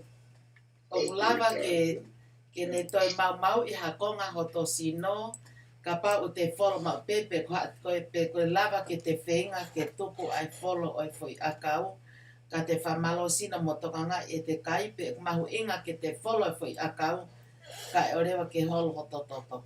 Koe hanai ha o whare i ki ai koe ta whakawhaito oia. O kuna mahu inga ka atoa pe. Aia kono totonu hoki o na ia ka pauna te Mou'i Lelei pe to sino mihe keisi. Mou'i Lelei o alu hake ai o au ke whainga he tau koe ni he tau motua. Tau pe he koe ono noa o whai ki o runga. Pea toe ai koe whainga tau pe he. Kosi o lava Lelei pe na tula. Na o si ngahi ki tau tole o tua. Lava Lelei pe na tula o whai ni ngā ue. Kai te fuma o i hamea mei tuka. Pau o si lau ke kau tama whatotolo ka filosifai he taimi koe te keke mau whai teke hau whai to o ia. Aia, anga koe o whonga pe he. Ka mon, e tau ngā ke whai to o toto maalunga koe suka o uringa koe whanga koe whainga whautua koe tau mau. Pai kai ngā tai, nai ka mata pe mei lalo he keisi, te ka mata mei kai ki tau lava Mou'i Lelei, tau lifestyle, neka ke sai. Ai kono ngā koe tau mau mea tokoni, pai ke tau mau e mohe Lelei, nau lawe whoki mua. Koe mohe, koe loang e te mohe ku hao e toke tā na tula whai whatonto. Sike maari. Tok ngāo e na tula e te mua tau mohe ai. Whai whatonto mi umea o tau ake pōpongiu ha. Ai pōpongiu tau matala tau ana mai. Koe whai umea lahi no tau pe whai he pōpongi. Kono ina pilo e kau whatotolo. Ok. Ngāo e na tula, maneanga o mai ata mai Lelei. Ai kono ngā ka pau na ke ita he aho. Ko mohe, o staton ke puri e ita e ho ake pōpongi. Pai ke kau whatata, ai nga koe anga anatua. Ka koe mea panga koe tau tupu hake, tau kamata pe like si no me tau teenager. Sike mai. Au hake ai, pea moe au whakataha, ai anatula pea moho tau step e tau moui. Ai ko tau toko te motu ange. O swana tula pe o mea lahi ange ko ya. O si sino. Te mai. O swana tula pe. Swana tula ko te ako no no pa yolunga. O automatic pe ha ai ha. Toto malu. Te mai. Ka rei tau te whamatala u step week. Pe mo u mea ke. U pahak tau ki. E kamata pi mila. Ai manu hinga. Kapau te tau lelei ho lifestyle sai. Sai. O a koe ke tuunga ko ia. O maulunga ho toto. Ko koe fu sin. U panga whatau. Na te ulawe ke mea koe, koe ka sisino hana o tape o koe ke Mou'i Lelei kai. Koe ka kai sinu na Mou'i Lelei pena ko. Ua. O koe koe ka kai tutue hana o tape o kunau Mou'i Lelei kai. O koe ka kai tutue e, o koe ka tapu. Ma o tohe ngai fotua keke. O koe hano hinga, he kai te ulawe ki ai. Ka kono hinga, he kai te lawa o tala to tonu, a hai mo hai. Koe mea kau toke tā te ngalawa tā. Ka koe tau alu hake, o au ke whainga tau pehe. O whima, kamata rewa ke hau ai tau i kouhi tau sino pe hau ka mui mea koia. Mea rewa hoko. O whema rewa ke ngā ke whai tō mei tu. Tike mai. He kai teke pāka lau. Mua whatapu. Ma koe stroke hata te. I he keisi i rawa pe. Ka ke sio ke hanga liriu ai aro ai moui. Tau te fito ke lifestyle. Mo tau ngā ake mea tokoni. Out of processed food. O kamata pe ai mahak tauhi mehe kei ware. Tike mai. Pag e whatotoro, ka mata pe he kei pepe. Tupu me he lifestyle. Ito. Ai ke, ai ka whai taimia mahui ngai, ke te ngau e whai tō. He kai, te ke au ke tūnga whatu tāmaki au. Au o tauhia e wholo whea kau, paka mandu. Hange te whatata, hange ko suka. Koe atu e whea kau e taha e osi, he kamatani asi. Tau he ka metformin. Sili koe toka tā, mandu tene wa kamataki e whoi whakau koe. Toka ngai ho kai, pake whakatonga i ho exercise. Tene mai. Taka baore whakake ngā au e. Tene hau ki ai tene amata rewa ai atu whakau. O se ura tau, pia sai. O se tau hono ua, kai ke lava he ki whakau e taha o tau i lerei ai sukau. Ne lava tala he fua koe ke toto. Me rewa ko tene toi tānaki mo whakau. Ka hau ke whainga tūnga koe ke toi lava, pa ne toi ngā tānaki pa moi kuhu. Pa ihe whatoto, wai mea koe insulin resistance. Koe parapare malahi he tau whitakai ko ia. Koe ngā, o koe ke toi ngā au e, a whaito, wanga te whaito ia, te aia ke toi kou ia. Chika mai. Me reo hoko, o tō rewa ngai mea ke, ka koe whoi whakau kau ia. Koe ha na e lahi ai e suka i halanga toto. In the first place. Ha mea ku ia, ke wheke tauwhi tege ia. Koe ha e tauwhi, mea toko ni. Chika mai. Ka pane tau peki mua, ke teke hau te whenga tunga koe. O no inga, koe kau e ka, koe kai u, huhu. O kui lepe ngā au e, seke mai. Eke he koe kūtari e whiui, a Silvia, maui ngā pito, ke tau e Mou'i Lelei, pe ihe taim ta tau pe, ke tau holo whea kau. Tako mea maui ngā taha, ka tau kou kai ngā tonga, ai sio toke tā, ngari whakakat, kai tola. Ke koe taimini, koe tau lere koe ni he uhe COVID-19. O kuliriu e tuunga whakawhaito o toton ke iru he kautonga i Amerikani. Ono inga, o me lahi ngai appointment ni ke whai pe telefoni. Pake whea mau alkoi whremaki. Pag whatever mo umea lahi e whai tā noa video pe koe koe telefoni tatata. Pag mea rewa hoko pau ke whai appointment. Ko taimi ko me hange pe kotonga. Kau ka ngoi ko puki ko le. I lele pe ke he toke tā. O huat whai to o. Taimini? No. Ko pau ke ai appointment. O tau whainga tā ia tau tūtonga, he ai kapau tau tō he appointment taha, Amerikani, appointment ke sio ko toke tā whawhamiri, appointment ke sio ko toke tā suka, kapau ke tā asis, to appointment ke sio ko tā asis, ta kapau o whima ai tama dietitian. He ko alko tā asis whima ko mak metako ni ke sai, te ke sio ki ai. Tūlahi ia ki he si motua, o ku tau fitungo full manima, kene la ko meha ko pang whahtako ni a me tuka. Ke whanau, tā toka tā pahange koe, lawe koe nā toka taha koe ni, nā whai ai whamatala ki ai, mau inga rewa toko na state. Te tā te nā hoa rewa ata koe translator, pau pai ka excuse ia, ke pehe ke ware rewa mapangai. O se ai tūlu sia ai, nea ngā ui ata state, ma city, tā mapure anga, ke tokon kata.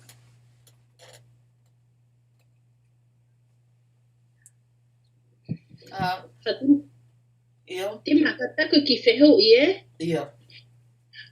Katape si wea koe Koe akau toto ma'olunga koe lisinopril. Lisinopril. Ia, koia. Lisinopril. Ka ku te follow e ki taia te puke ki tahe tali. Koia.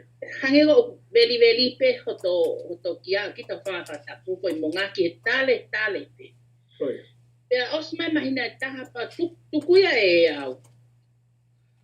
Ka ku ke u tok appointment ki tai ki Januari ka ko nga ko sio. E ko pe ka COVID pe ko ilo pe e ka COVID ko hiko mai ki he ka ko ha na yang ha fale. Ko farei ko fa ka wa pe to ta ka te koe. O to tonu ke nga tau te fito ka ka pe ka e ta ha no hinga ata koe. Tau te fito ki to malu. Fima to malu ke lava panistere. Pa lai sino koe. O ne fai foi fatongia u. Uraki o ne fai ai tuifo to malu ki la o ne te hanga o toni ho kidney. Ho kofua. Sike mari. Kai kai ngatai o ne hanga te toni mo suka. Ko suka to malunga kidney. Whakaoski ai ke tāla sisima ume apehe. Te kōwea me. Ai ama no hinga. Kono hinga e lahi. Ka pate whatonga. Lahi pito tau matakari o na unga eke lai sinopio. Ka kua no hinga ange to dake. Ulaki, hange ko whamatala. Tau tolu. Tau toto maalunga. Ua. Koe motu atonga. O koe suka. Tolu. Koe motu atonga. Ka pauhika ki tau lelei. E whaiku ke tāla. Sai. Koe side effect I koe. O e whaitoa lai sinopio. Mono la koe tāi. Pa koe whai laine peia o kas family ko ia koe tāi. Sai, harewa me whai. Koe toto marunga koe ukas whai tō whau lau ngeawa. O kulawa pehe tamu toke tāke nā huri ka koe koe tā. O koe ki whaha tāi. Ne whai mea ta taute. Ai o manu hinga, o saiange ke oa te ke ta ofi, ho ta ngai, wakapau ke ongo ke whanga taia, ki tūsi ke vai ua. Ka ke appointment no ko pe ko ta pe ko au kinesi. Ke fe ma ke ke tai. No ko sai ka fe kia ko. Te na puri. Ta me ta. Ka o e tuku. Chike mai. Maui. Ke o e tuku. Na we a sai ni ke nga house stroke. Pe ko heart attack. Te fu ko bien. Okay. Malo au pito sioea. Malo au pito sioea te uki I family mo ka uki tana ke pe kia I ko au.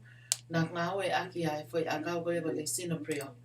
Pea nak ngau e aki maha koe lama ne mai ne tolu ahono tuku na na ku alu talangi toke ta ko tare ma upe ai ko dry cough. Tare ma upe pe a ue te meta ko fiwa o hange ia te fofonu ki taia. Pea na time ko na ko ala ke toke ta na ne hanga leba li liu e lisinopril ko leba pe foi akau e taha pe ka ko ngoi oksai a pito fe a kau ka koe ki te tare. Ka koe na o koe ki mana tu ipe ka hai ngoi fe a kau koe ia. Ka na ku ngawe a ka lisinopril fo I lava e tau ka kato e taha. Ka na ku ngoi ipe a dryness a o te me taha mo ai hangi pau te ngoi ko pakpako e kiri mo mea koe ia. Pea koe ia ko ku uhinga pe vai mo ona a pito na e tamai pe he to e taha fatu tamaki ka pau e ta ofi ka o aluangi. Na ko algo ia pe aliri ureva ilo o ko side effect aia o ku ia ne kaunga na kovia ka te ave foi akau pe ne o mare foi akau e ta pe ko ne o ko ke nga we ake foi akau ko ia taimin ka ko e ke atu ko taimi ko fola foi akau to follow e pa to ki mohe oksai pe nai pe ku I kai ko taimi oksai ko fe taimi te ke fare I mai ke lelei taha ke ta follow e ta mai foi akau malo Koe whalaisino pui o ke tānoa ki ai. O ku ngā ue le rei ang a la sino pui o papau te ke whore pongpong. Aia, koe ana whoke e te nau whatotolo e nau tānoa e pehen. A whore pongpong. Pa koe ka inga e nihi o koe nau who I rea o hange u tai mahino o tai mahino. A pe re whore pongpong sai. Ko ngā loi e au he koutoki au he tahaua. Chike mai. Pasia he pongpong. A koe whewire vai ia. Te utoe whola ko os pasia he pongpong. Nake tā mai ki u whola he pongpong. Sai, koe whewire vai ia. Koe tari e bua whare ka kai tola. Ka tau whito ko tau matakai. Koe ne pehe mai ke whola he pongpong. O te ke fu no fo ko o fa papa o pe pe to ke ta o pong pong. O taimi ho taimi me balu ke tahawa. Ikai, ko ne uhinga e pong pong o ku ngau e le re yang. Ai fo ia kau ke pong pong ni iha to taimi ya. Pai kai ngatai ko pong pong ni o ke mana tu le re yang e ko fo ia kau. Te ka tola he ka kai pe o ta u motu o no no fai ko.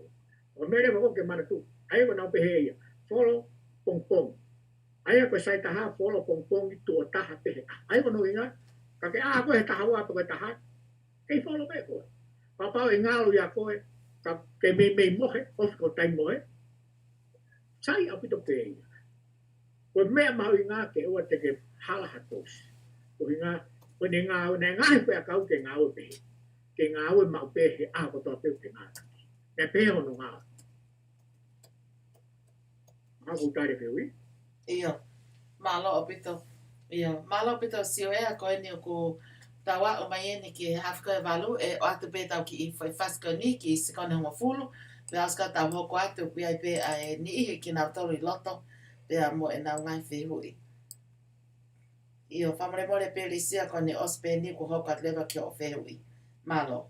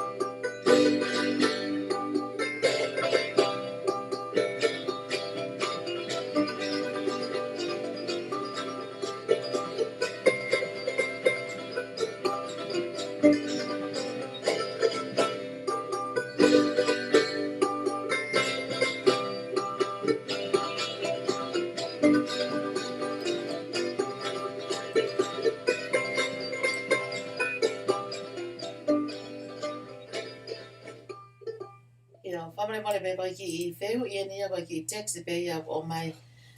Kataki toita e siu e kupu. I was told by the doctor that my kidney is like about like 7% affect, and right now I decided not to do the dialysis. O ko inu pe ai ngahi vai tonga mai vai haka na folau mai o pe kai ke la vai dialysis i o mau ki i motu. Pea koe hanai e hao whakaukau pa hao whale e ko whenga pe o te ki ai ke mau au pito kidney ka utara mai I'm almost like o ko qualify ke o alo kidney dialysis. Ka ko whenga au ia ke uinu ange pe ai vai tonga mo Mou'i Lelei i he taimini e ko e weekend e tolo e tō ota mai ki Amerikani. Hanai hao whare i ko ngā ko ilo o ko ke tau ke ki ngā tawhaaki whakawhaito o pe ko e hana mea e tokoni ki a te au i he lolo tongani. Malo. Mai a te whiui, ai a koe kisio ke whiui po ngā ua uraki, o hange ka te au ka tokotako ni te tau mai me tonga, ko te ani insiua, mo mea whakawhaito, te rawa, te tokoni ki e whaito o ka pau, koena utala mai e a ke dialysis. Ai a ko tari whiui ko ia, ke ko i whiui, konga whiui ko ia, o lahi pe ai ufonga e lawa ke nau tokoni atu ai ka te koe. Ai e mono inga whakaukau o hange koe a tokoni koni pa mei he tokotaha koni na kau i he maupo i he prokalama. Ai o ngau he city pe King County.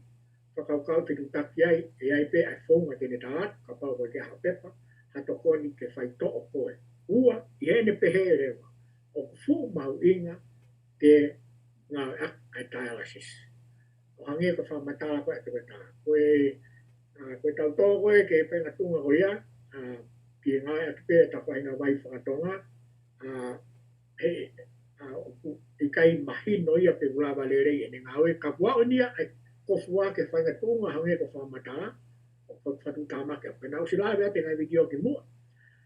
Ai teimi ko, ai nau hanga whaka stepu, ai tunga ko koe kofua. Koe whahinga sivi nau tāla mi ai, koe ha ai ngā, ai toinga ene ngā au whai, te kune hanga sivi, mea mahinga tahang ne hanga sivi, pana te hanga whakafoki, ai umea whemau he sinoka whakafoki. Ka wao nia ke whainga tunga, ai e foi step whaia pe nima, o ikai te ngā au ia. Pea koe, o wahano hinga pe hate kauta wetanga te koe, ke whakaukau pa ke teu. O no inga ka pau te hao sio mai ka au, o to sivi ko fu maulalo au pito, ai mea sivi ko o natura. Kini, ko mere wako, te nau hanga whakaukau, te hao kofua. Ko tare wheu ko ia, e kaunanga mahalo na usai, ke whakaukau, ke tari a whakaukau ko ia, ke alu o kidney dialysis. E kono inga, e whatu tāmaki a ka te koe. Tai longo kai ke hoko, tangi ko whamatala, ko ne ngā whai ke sivi, umea ko te whea mau pa alpito. Kona. Pai no foi kona ha tau sino, e kai ke whoroa, whatu tāmaki a Paka tau whahinga whai tō whakatonga, a koe ke nila wea tō e kona. Ai kona o nofo i ho tau sino o tō o ki tuka. I he whonga whanatua, awi ki tuka. Ai kau tāri ke whenguia, te whamanatua, whakaukau ke tāri ai kidney dialysis e tō konia ka te koe ho o mohi. Malo o pito ai whamatala koe ni o ku ho whamaala ala mai e mahu inga koe ni ki tau talanga fua ki ai. Ko whananga koe ni ki ho o whamatala. O ke pehe nei ka pau he kai ki te ngawe ki tala sisi ka te whakapoto i pe ai nofo koe o me toka ngai ki ta koe ngā te kai ke fu pehe ke whakoutua lahi. E toi ai ha tawhaaki e to koni ai pe ko pau pe koe hala taha pe ko pau ki te ngawe a ki ta whaak tō. O te eke whanau ngau i he tāno e kau taka tā o te hahala te. O ia. O whanau koe he nau tā noa, mo ia o koe ke hani ko whamata koe, o koe ke stage far mo nima. O ia. O koe ke lava, lahia o mea siwi, o tau pehe koe vai. Koe ha, o koe ke whiunga mai ia o alatu ke ne whai i he sino, ke ne whai e siwi, ke hanga he mea siwi o whai e ngau i o siwi. O koe ke fulahi he peke na lava ia. Ko harewa me hopo. E toi whoki pe kona ko ia ke sino. Aia o te gai ke whanonga ke te rau e kau tamata ke tā o te hawhaunga ke. Ko mea pena o talatu ka paurewa hei kai ke kai. Ke nau talatu whafuafua pe taimi. Mo ngai whakailonga who was completely shut down o kofua. Ka ie ko ne uhinga i nau lau pe he rewa ka te koe ke whai e teu. Ta tau e pepe ko mea tokon, ko tari ke whiu ko ia pēni. Nā taton ke ua hau e ki ai. Wai o wau ke whai ngā step ko ia. You know, matoi, ko whai step u nima. Ko uraki mo e ua, o kai ke ha whakailonga ia. Ka wai whangi whakailonga e tu au te lava tā. E iki tape, you know, ta tau te whita te motua ange, ki whai ngā tā, sike mahi, o kai ke ki au lahi. Uwhanga whakatapu. Ke kai te ngā ke ngā irea, me te ngā koe ngā irea whakapapa ko ngā o koutui he whangi programa pēni ke tau ngā ke whakapapa. E ka whangi whaironga te ke lawa tāla me ai o kamata ke asi. Pēr o tau, kone au koe o whaa po e nima. Koe pau tēme whaironga ke heia o whukatu kamata. Aia ko kuhinga rewa e tari ki ai. Koe haa o no hinga wa wai ki ai. Aia ka pau na ke tau Lelei pe koe me ka matanga ke hau i ai. Ai mahalo pe ko tari pe koe ni ka ku pe te ute whamanato o te ke whanonga hatana ka kamaha te hake. Koia. Koe whehu I pene taha hua mai. Koe hanai ha o whare I ke whahinga koe o nau ngawe aki koe whetongi ho nau mauha ha nau toe kofua ma ke he. O ke pehe o tokoni pe o ku sayange pe te nofo pe mo to kofua. O kai whahinga ni I nau pehe koe ma kofua ma nau ngai whamiri pe whahinga ni I koe ma o me ngai tona koe ni ngai kidney koe ni koe o ku mai koe me hataha koe pe ia pe koe ma o whainga maari pe ma o me kidney ke whetong. Koe hanai ha o whare I ke tawha aki koe ia pe koe hai mea o whapoto ta. O sai ke whetongi pe o sai pe ke te nofu pe moto kidney moto ane mo kuesia. E toi tokoni nai ai whetong kidney ke te whakalakalaka pe o ku te tuku a tia te koe. Koe whiu no lahi no ngaki, pe oku os whakamō nii o ku ngā ue ai whetongi kofua. O ka pau, lahi o no ngahi, o lahi ai whamala ala ai fwoi rea koe ia. Nau whakamō nii o aonga ai kofua ko, ai whetongi kofua. Ai ako no inga, koe fwoi kofua ko ia o ku mālohi, pe fwoi kofua o kei ngā ue Lelei, ai fwoi kofua ko ia mahino leo o ngā ue Lelei. He ka pau te ke maa koe kofua ko ke ngā ue motua pe kai ke ngā ue Lelei. He kai ke ngā ue Lelei a ka pau atu ka toko taha ke ngā ue. He kua stai ngā ue Lelei pe ia. Sai, te whakarewa whamatawa o ku saiange a kofua ihe kakai o ku kei mo'ui. Ku whanga whatau. Iha fwoi kofua mea kakai no osmaro. Ai a pataria whiweta. Ko hana ke he, na osfa moni whasainis whakaito, o saiange ngā ko pea o kulahi ange taimini. A hono ngā aki ai kofua o kakai mo'ui, koe ave kofua, tau pehepe ko mea ofa, atu mea ofa ka te koe. Mana tui urahe u step te au ki ai. Pau ke nau match, o pau ke siwi koe.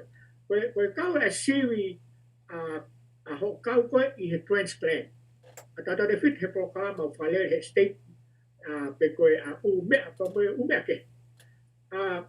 Mapa whi hui mahalo, koe pēsi mahalo pēsi tolu pe wha. Kono wha eke, a uko tunga whakaako, a uko hongo mātua, a uko whainga mo'ui, ma umea pe he. He kohono hinga, o kumau inga, ke ua e more tae aonga whakofua. Ke aonga. Ka kohono hinga, me e ta. Ko tenko ke tari ke kofua petongi, California maha ko tari ke tau fitu. Tari lolo ai. Ai kono hinga, o kuwawe ange, ke ngāue Lelei ange, I whatotolo ha kofua koe at hao whamili. Hata ko whamili. Ngāue Lelei ange. Ai whokirewa au tānoa. Ai kono hinga, o ku ngāue Lelei ange, ai petongi kofua, pang nehanga os whamoni, o ku lolo ange, ai kakai ko o nau mo'ui he kofua po. O whakatatau ke kakai oku I kai ke nau ngā ai kofua petongi, ke ko kakai nau ngā hawhahenga whonga te. Ai a kono tāri whi koe ia. Koe tau tānoa tau, o tau ke kehepe, ke kai te ulawe ki ai. Ko te tāri pe, o mo'ui lolo ange, ai kakai nau petongi. O tākai tāri koe ki ai, o ku mauinga au pitu. Ke taimi koe te nau tāpe, ka toke tāka te koe. Au he tāla sisi, pa whaingo fua pe ke kum ha kofua ko. Pa te ke kau he lisi, pe ka haa whainga whonga e mauai. Ka ke te au, koe hae whonga e mauai, ha whainga whonga. O mau inga, ke ngā aki a kofua whou, he kono ngā, o tokonia ka te ko he mo'ui loloa, pe a kai ke ngā tai. O koe ngai whonua ia, o koe ke teke au ke tāla sisi, o hange ko tong. Mga whonua pasipiki, mga whonua ke kehepe. He koe whainga proses ma maka whau. Me rewa hoko, e tokoni rewa ai transplant, ai whetongi. Ke alu ki ai kono hinga, o kulawa tokoni a ka te koe, koe nau misi nia nau. Ka koe u step ke whima o ke hanga o tau, ma tok whangofua he toke tā. Ko alu koe ki ai, u pau ke mau koe ai ngofua me toke tā ke pas ki te alu. Ka pau u whima ai kofua, ai kidney, ai CKD. Au nau koe chronic kidney disease. Pau ke nau whangofua e koe. Aia ko na saya e ngā koe ko te tongi, he te lawa wholau. Aia ngā ke ka pai te hoa, ka wahano umea, ko toko ni ata. Mā koe, mai umea ke, Malo. ko tāri bea ke huko. Malo o pito, koe ki whehu I pene taha, koe pehe whange moa hao, koe haha o whare I ka pau o ko follow ai whanki fo I vitamin. Whanki vitamin whakaaho nge koe omega 3, koe vitamin D, vitamin C. O sai nai, ko whe mea e toko ni lahi ki oksino. Koe ngai fo I vitamini pe koe kukai e ngai mea kai koe ne o ngahi mea e vitamini. Hange koe fruit, hange koe vegetable. Hanai ha o whare I poto ke tokon. Malo. Koe tāri whui koe ni ko tāri pē o whakatata. Koe whaina whehu pē whoki o pau ke nau sia koe whui koe ni o haha o tau motua.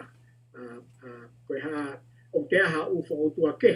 Ai pētala wea ka pau whema ai to tonu o whehu koe ia. Ka te utari whakakatoa pē.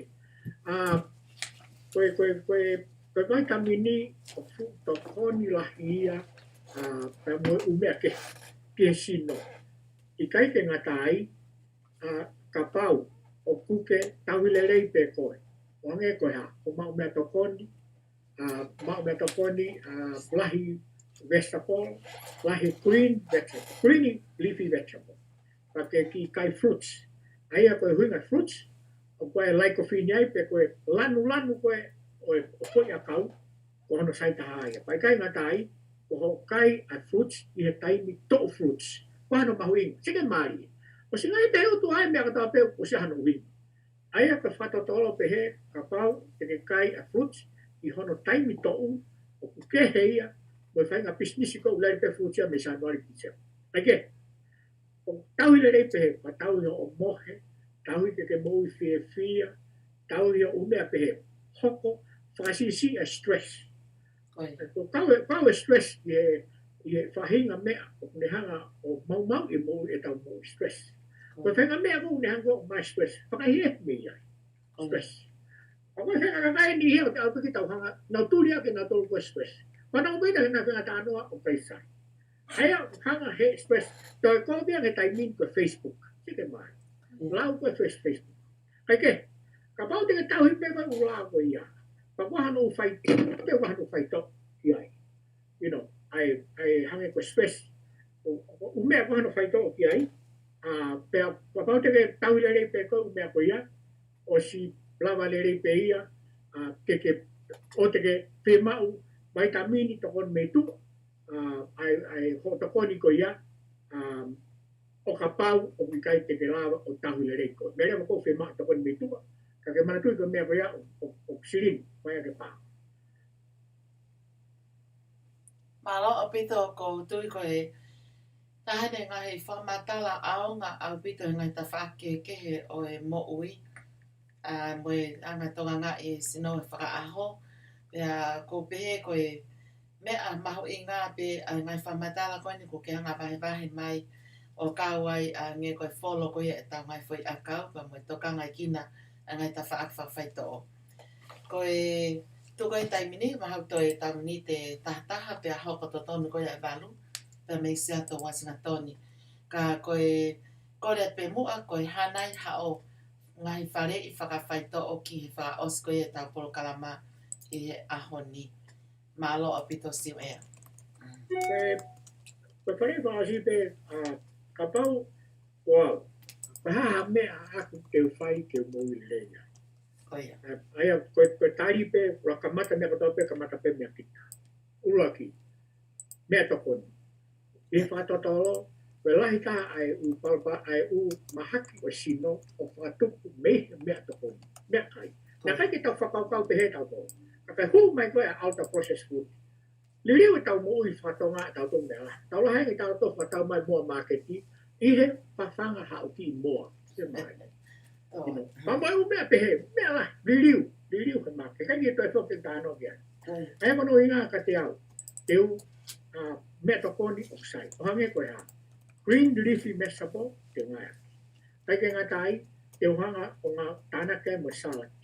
salat pe salat ti ko sila to hoko la he salat pa nga ke new ai new ko tonga ko a boka ko be pe to na tu la tonga tonga ko ta ki tonga hande o PCC ko mana ke tu pa ke ka ko fa pa wa ai Pwede meto ni mau ina. Tapi nga tai pues no sai si ko meto ko. No tai ni ke kai ya. Ke kai ke pela ke na piki ka to pe meto ko. Ua ke mau ke ki exercise. Ana slave ke ki fa machine. Ai ko fa machine no e fa to to a ho ha fo fa machine pe ko mi te wano. Ha fa nga me pe lue to ha ka. Ua ki hoko ti ai. Ke fe na ke ma ke la he mo he. Ai he tai mi ne fa to to. Hawa fitu ke malu ke tola ya. Hau mo ke tempo tau to mo tu ange o ki fenga ta mo ke. Ka pa fenga fonga. E la to ko ni ka tau to e mo. Hoko a fe mau ke ilo lelei a ho A1C. Mau na ke ula ke A1C ko nga ula he suka ho tau matakai. La happy. Ko American o algo americani ko la feu ia e si ko suka ko fi ho A1C. Ai to tong ke ilo. Hoko, tana ke tiai o ke ilo hoto to malu. Tai kai na tai. O kua, te lava pe koe o siwi pa hanga tau ho cellphone. O tau save ai. Ai, ko alu e toi tā. Kai minu whai e ngahi appointmenti. Tāna to koe ki ai. Ilo rewa he tama o ke tokanga mo koe ki ho health. Pai sa i ai. Hoko, whima me e moi whia. Hau mea kou ate whia ka te koe pa ke whai. Whia hui moi ka kai le rei no ate whia ka. Ka kono tonu, e whakaosi, ko kama tope. Weta mui whatonga mau i ngā lotu. Ona loi maha tahena tupi tonga o peke mau kai. Nā tau tupu kā tope he mea koe lotu. Mau i ngā opi. Weta whanonga mai ko nio haa mai me umea pokatatou. Ka whanonga mai ko o tuan takatou. Aia, ka pau ke ata he sāpate. Pake au ke lo. Ko ia pe, malo. Pamalo lahi heni ka te koe siwea pa ko tui o ko fia ai kainga tonga e nā whanonga mai ki ngahi whamanatu mo ngahi tokoni. Ka koe ako anga ni kia ki tau tolu ai whainohino ki ta whakawhawhai to'o e mo e tokanga e kina e tau mak mea tokoni, tau mak mea tokoni whapoto, mo mak o ngahi mea e tokoni koe hoko ia koe Mou'i Lelei kia ki tau tolu. Hange koe ne lawe ko ia ke tawha ke vestapolo, nge koe fuluti, pea pehe whoke ke tau mohi o malolo, whakasisi e stressed, ai koe stress koe hange koe puputu mo ui, o haa mo ui, mo whakaukau e taim kotoa pe, o lawa ke ne ue sia mo ne whatupai pe ngai maa ki tau i. Pea koe ngai tokoni koe ne o mai koe ne siu ea, o tau fia ai, koe ngai tawha whawhai toho e, koe ngai tawha ke Mou'i Lelei. Pea mo e whamanatu mai pe, ka pau o ke ai mea o ku kai ke sai e ngai whai akau koe o ku ke ngawe aki. Pe ngā lewa ke whetu taki ki ho toke tā, ke whahatara noa kia te ia, o tāla ki ai o ki kai ke sai e ngai whai akau, koe ngā ke lawa ke ne whetongi, pe koe haha ne toi wharei, ke o atu a ngai whai to o kehe e whe unga mo tāu, pe a mo sino. Lau tā whamalo he ni koe ngahi ka vei ngā tala noa o tau whai, o hoko ia koe tokoni mo ia ko anga ke tau tolu, ma whamalohin koe ni ko sina, na e puri pa koe ni ko toe asi mai, te utuku atu ene sina, koe haha o whakarea mai koe ngā koe hao koe taimi tongan coconut time ene, pa more pe, o kia ia au ki whehu i sina ko ilo whoke o ngāwe me kau sinia, koe hae mea o amana ke whai e nau ki pāti Christmas i aho, Whalai te koe e wikeni, pa kou tui whop alwha tahi pe mo e mak mea tokoni, ka kou tui e hoko koe whakawhiawhia e nau kau whatasina. Whaosi mai ka tau iyo. Ia. O whātu ki he tau te siu ea pe he ki he polokalama. O ke hami alahi ko ko nau lele pe he ki whātaha pau, toi whoki mai pe ki whaosi e. Pe pe ki o ke hene whaosi lotu. Ko ia kau ku whai e ki pāti Christmas e kau tau leke leka, kai pe he ki kau volunteer na e nau tuku mo ui he ngā ue ki he whakakato whatokia ki tau leke leka. Kau ku nau fia au pito, na whai pe whanki whakamuna, koe taimini e toi tā koe whawhi o hiu mau i ngā au pito ka nau tō. Kai fo I gold bay o Mou'i Lelei he tai mini o na o si huhu ulaki ua mai pusta. Pea koe taha ia ai whatongia mahu inga o pito ku mau siofi I he polokalama koe ne kau tau lekereka ke nau kakato. Ko hia ke nau Mou'i Lelei. Koe nau Mou'i Lelei pa ku nau whiole wa fia o ade whanki pāti. Mahalo koe ki update te ia o ko atu. I he wheko aki mo e Mou'i Lelei e kau tau lekereka o ku lelei au pito malo o whātu. Ia. Ka mea ko e taha ai hanga lau wasi na mawinga pito ai social connection ki tau motua. Ka ko taimi ni ko tau ene electronic ko taimi ni ko airline electronic. He kai ko flip tano te lawa pe kita tano e Facebook ka pa mo he ke fa tano sio ia. Ka ko liriu o sa ka pata tolo e taimi no na fa mo ni o kau ai social connection. Ki he lawa o te whatolonga te ata ngai tau o o tau tole tau mo.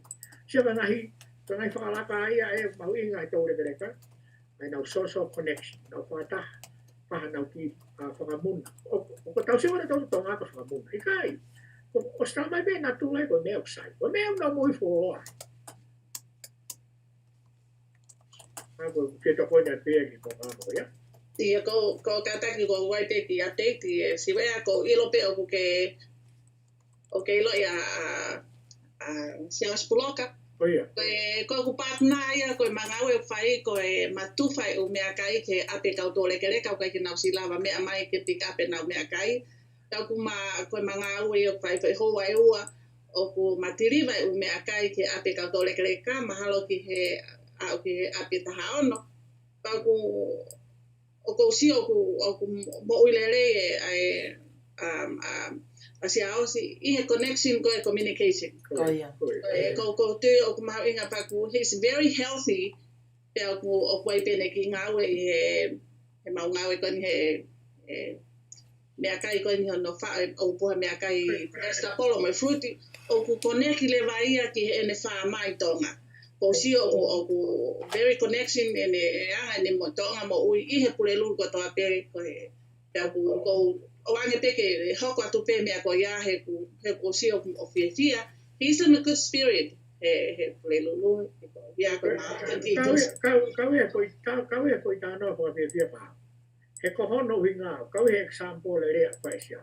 Hono hinga, ange ko whamatala ko, mawhuri ne kau whatatolo ia, ke tau mui whatonga ko he taimi koe, tau hau ki manioke.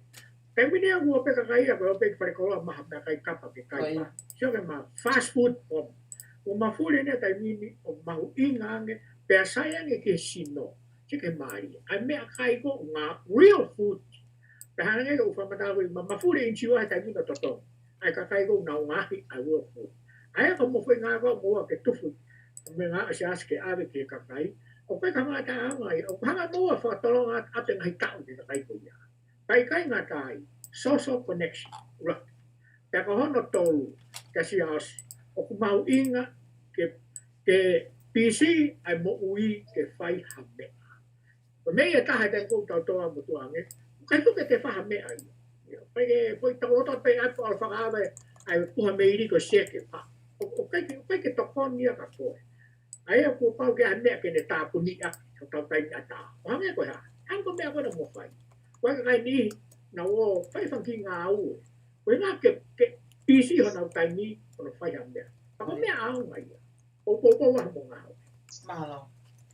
Iyo, whamalo la heni koe moone a pito ngā hea konaki koe ni moe wahe koe ni po mai pharmacist ko ni e siu e kupu ai tokoni hange ko ia ka tau lekere ka po febe fetu ke me mai me ai amerikani to pre anga pe fokitonga pe ko tuli ke fai kolope ai mau inga ko ia ka pa ke tonga nga I ho matu a pe tonga a bye bye o mau inga foki ke tau ilo ai feel hi o mau inga I he lo tu I he family I he a takai ko fa fe anga pe no fa family Pamalo la hieni, malo apito siwe kupu, mau fia pia Merry Christmas at kakoe ko aho ulak fokeni o mahina. Malo apito sina, tawa men ke fra singa, famanato tai peheni, fra Afrika ki moto ko tape, ke te waki get together ko ia e kausinia I tai miono I fiafi ki he apsiasi ko ia I loa ko First Tongan United Methodist Church I Highland Park aya ku whaiwhekau ai koe ni whaiwhekau masia wholau pa okay ko sina ta moe mafi place up now iai I he pulelulu ko ta petufa o mea toko ni ai ko pātu whawhewhi ai ni I tawa mai ke whae tau Christmasi te whawhewhi tai pēni pia mea Casanova lutui ki mō tolu ko ia mō whie e vangi ki he kalapu ko ia I he luo ai ko kalapu whawhanga ko ia Seattle ai aku takia kalamata kai amana ke whahoko ai whenga ai kawhataha ai kalapu fue kawha pa mo kainga te kiu tak whuke ai Casanova lutui I he taimi ni mai whiawhia I pēpea mo ia.